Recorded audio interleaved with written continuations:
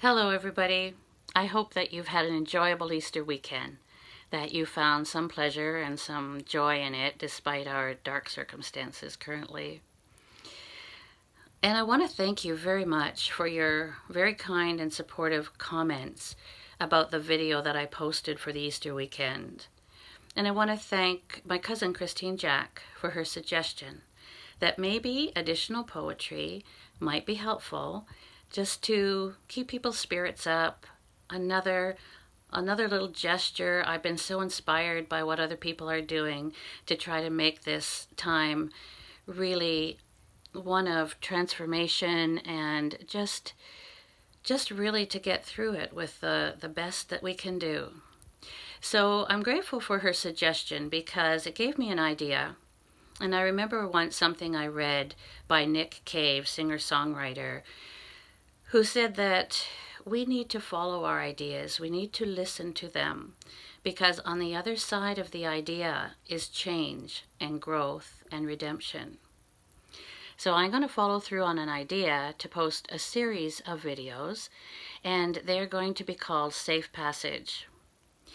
I chose that phrase for two reasons, really. One is I've really noticed how often the word safety is in the media these days, and it really isn't that the bottom line. We can handle everything else as long as our loved ones are safe. And the second reason is because of the painting behind me. I had written a poem once about that painting and called it Safe Passage. Now, it's a really large painting, so with my very limited video equipment and capacity, I can't really show it to you, but I'm going to show you a card, and I hope you get some idea of how lovely it is. The artist for this painting is Jennifer Stenberg. Many of you will know Jennifer. Brilliant artist out there in Flesherton at Arts on 10. And when I first met Jennifer, she was working at the Left Side Gallery. That was her gallery at the corner of 4 and 10. And every morning on my very long commute at that time, I would go by that corner and I would see this amazing painting in the window. And although I'm sure it was underpriced for its worth, it seemed a little more than I could manage. So I never really thought of buying it. But one day I was out in town and I studied the painting, and an idea for a poem came to me because it reminded me somehow of the transition we all go through when we leave this world into the next. And I called it Safe Passage.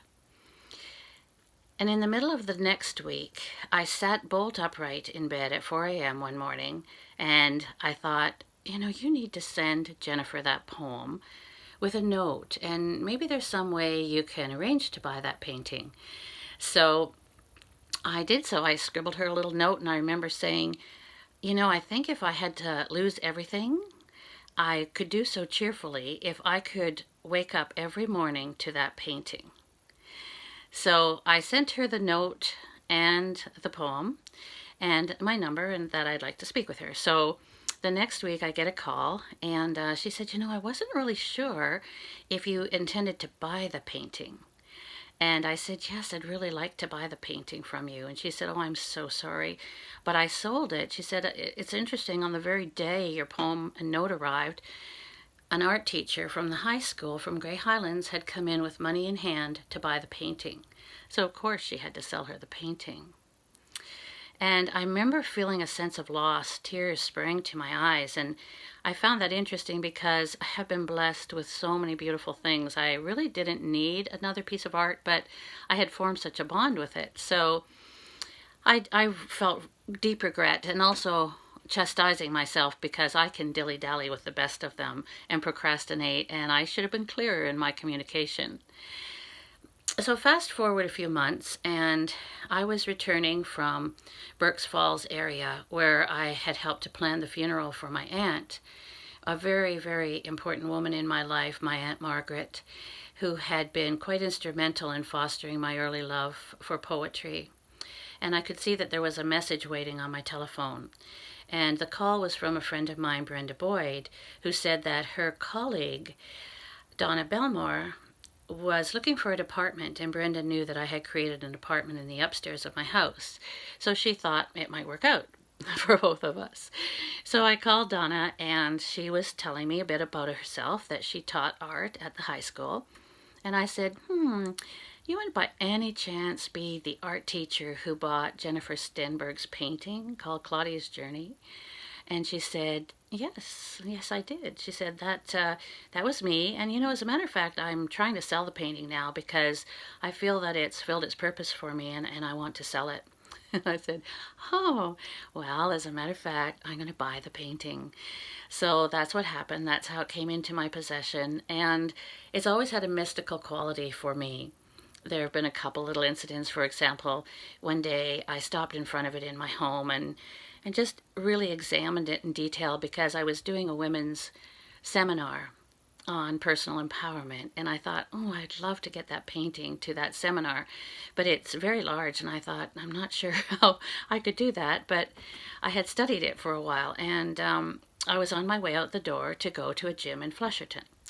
Now, I can tell you that I can probably count on one hand the number of times I've actually gone to a gym, but that morning I was filled with the idea that I must go and use the treadmill. So I was on the treadmill, and there was a woman on a treadmill, a kind of 90-degree angle to me. And we started talking, and she said that she was so excited because she was going to Portugal next week for a holiday. And I said, oh, I'd love to go to Portugal.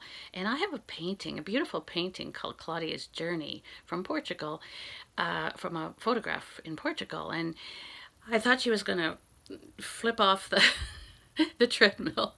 She stopped so suddenly, and she said, well, how do you do? She said, I'm Claudia.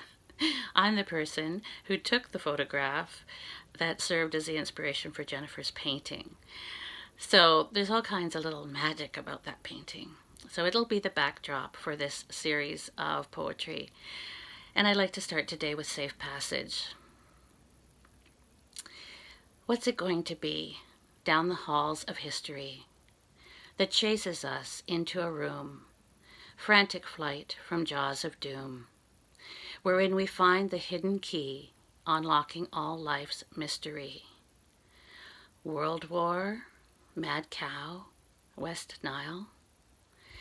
What's it going to be that spells the end for you and me, that makes us cross the great divide where no human soul can hide, to a place where spirits flee in their quest to just be free? SARS attack, car wreck, lifestyle. In the frail light of uncertainty, we search for the path to eternity. On our journey through the fear, we find our passport in the mirror. Reflected in our strife, we see the only worthwhile legacy. Pure thoughts, kind heart, bright smile. So it's interesting that at the time I wrote that, SARS was the big pandemic. And now, of course, we have the coronavirus. And I think more than ever, we need pure thoughts, kind heart, and bright smiles. So to leave you with a smile, I'm going to share a poem by one of my favorite writers, Sarah Teasdale, just to remind us that life has loveliness to sell. All beautiful and splendid things. Blue waves whitened on a cliff, soaring fire that sways and sings, and children's faces looking up, holding wonder like a cup.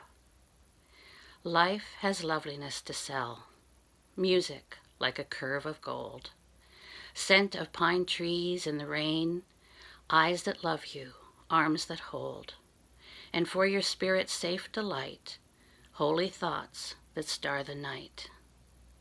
Spend all you have for loveliness, buy it, and never count the cost.